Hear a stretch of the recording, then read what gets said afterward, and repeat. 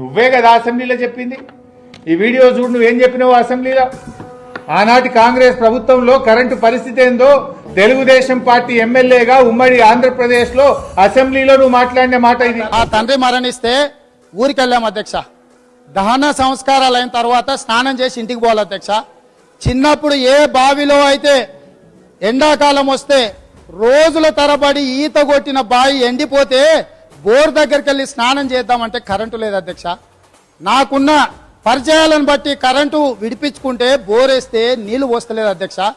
నా తండ్రి చచ్చిపోతే స్నానం చేయాల్సిన ప్లేస్లో నెత్తి మీద నీళ్లు చల్లుకొని ఇంటికి వచ్చినాం అధ్యక్ష. తెలంగాణ రాష్ట్రం నిర్లక్ష్యం కావడానికి కారణం పాలకులు అన్న సంగతి ఆ రోజు నాకు అర్థమైంది అధ్యక్ష. మరి ఆ రోజు పాలకులు ఎవరు? కాంగ్రెస్ పార్టీ కదా.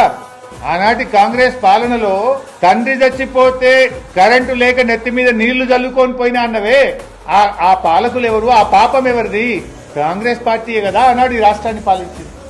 ఆ పాపాలను కడిగి కాంగ్రెస్ చేసిన తప్పిదాలను సవరించి సబ్ స్టేషన్లు కట్టి ట్రాన్స్ఫార్మర్లు పెట్టి విద్యుత్ పంపిణీ వ్యవస్థను 1,00,000 కోట్లు ఖర్చు పెట్టి 24 గంటల కరెంట్ ఇచ్చింది బీఆర్ఎస్ కదా. నిజంగా ఆ రోజు బీఆర్ఎస్ఏ ఉండుంటే నీకు నెత్తి మీద నీళ్లు చల్లుకోవాల్సిన పరిస్థితి వచ్చేది కాదు. కానీ మళ్ళా కాంగ్రెస్ వచ్చింది నీ పాలనలో, మళ్ళా నెత్తి మీద నీళ్లు చల్లుకునే కాలం వస్తుందేమో అంటే ఆగం చేస్తున్నావు విద్యుత్ వ్యవస్థను.